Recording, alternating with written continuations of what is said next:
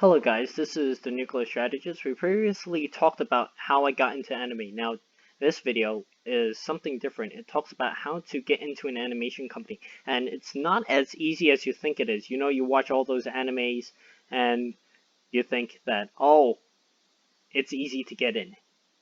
Um, in my experience, I don't think so. It's not as easy as you think it is. So, let's let's discuss the basic foundations of getting into a company or anime company or doing something that you enjoy or getting into a specific role you want to do. Let's say you enjoy music, whether like you enjoy composing music, you enjoy 3D modeling, or you enjoy drawing, or you enjoy playing the piano. Whatever you want to do something you enjoy. And specifically for this is it's it's related to joining a company. Well, for starters, doing an artwork and a portfolio it never hurts to start. Why does it never hurt to start an artwork and doing a portfolio from those pieces of artwork? Well, it helps you get into a company. And specifically, artwork is shows what you can do and lets the company know that, oh, he or she is good in this area. Maybe they can fill in the spot for this area. Whatever the case may be, you it leaves a better foundation for you. It shows what you can do. Combine that with a degree in college, you have a better chance of getting into a job. Now, artwork and portfolios. For artwork, you want to, how should I say it? It's not there's no right or wrong artwork. It's more of like, how do you want to make the person that's viewing it remember you? It's more of like, what story does it kind of tell? What environment is there? What type of lighting is there? Does it leave a good impression? Or if it does if it does kind of tell me a story, what would happen next in that story, right? It's related to film production. It's related to TV shows, movies, the way they are made, specifically anime. But before you can do anime, you have to do a lot of artwork because they have to draw 30,000 frames. It's not easy. It's a lot of work.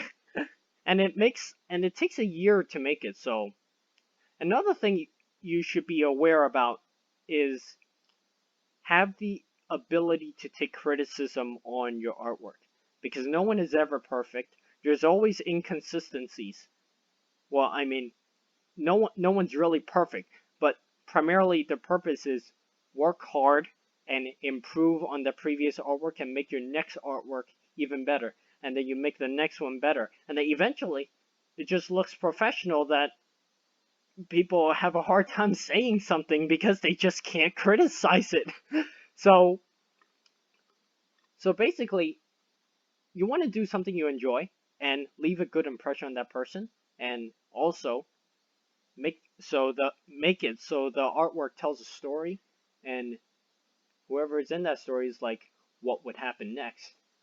I feel that I'm in that piece of artwork, so what would happen next? You know, it's kind of like a cliffhanger type of thing, but at the same time, the person drawing the artwork, he enjoys doing this stuff because otherwise, why would he draw the artwork? Why would he? Another thing is, why would you do something that you wouldn't enjoy? Which totally doesn't make sense, right? If you do something that you do not enjoy, you might as well not do it at all because why, right? So what make what types of good artwork are there? Well, I'm looking at a Kantai collection one. It's not drawn by this guy. It's drawn by Anim Muso. But this main focus right here is about the seaplane. Specifically, this vehicle right here. The seaplane is the main focus. So now you have another focus on what what do you who do you want to put in the plane? Because there has to be someone flying the plane if it's in the sky. So he put two fairy chibis there. And you have the focus on where do you want to make the enemy look like. Well, I mean, what do you want to make the enemy look like so that you're spotting him or something like that? This is a good focus. So you see the binoculars over here looking at the Abyssal Destroyer. Now, this now a lot of the artwork is done by hand. It's drawn, unless you know you want to 3D model some of this stuff. Then you can do that and you can combine it. But you want to make it look good. You want to make the saturation feel warm. You want to make the colors warm so that it fits in with the story. You want to make it look good. That's another thing. So with this type of stuff, as you can see, the sky's blue, you have some clouds in the background, and you have the seaplane itself.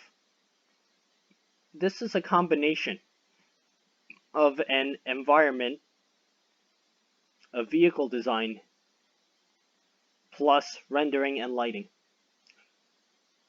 If you can do this, it makes you look like a professional, really.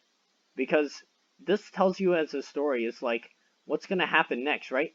Let's say you put yourself in this artwork, and you're like, what are they going to do? Report back to intelligence that they spotted something, or what are they going to do next? They're going to drop a bomb on it or something like that. Whatever you want to do. There's a lot of genres out there as well. You have military, you have science fiction. There's a lot of genres you can do out there. It's up to you what you want to do, but it's most important to diversify your portfolio. Like, do some vehicles here, do some environments there, you know. But a lot of the companies, they will tell you to specifically focus on whether you want to do environment, whether you want to do character design, or you want to do vehicles. They want you to focus on something. And like look at this one. So obviously over here it says all the bombs miss and they're returning. But what I like about this is the saturation color in the clouds. It gives that warm feel that they worked hard, but nothing happened, so they're returning to base. But then again, to brighten up the day a little bit, to make you feel a little bit better, you put a tail gunner with that looks so happy, and he's like, "Hi." And to be honest, I like these type of artwork. Why? Because I like military stuff. I watch crime drama. I like military stuff. What else do I watch? I watch Star Trek. A lot of the good stuff, and it leaves an impression that you feel like you're there. That's what I like about these types of artwork. If the artwork makes you feel like you can put yourself inside it, where it tells a story and you want to wonder what happens next, that's a good piece of artwork. And if you can do multiple of those, put them in your portfolio, and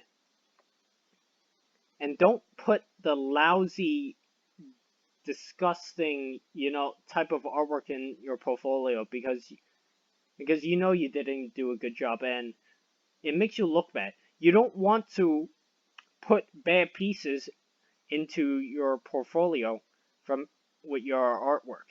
You don't want to put your bad artwork into your portfolio. Put it that way.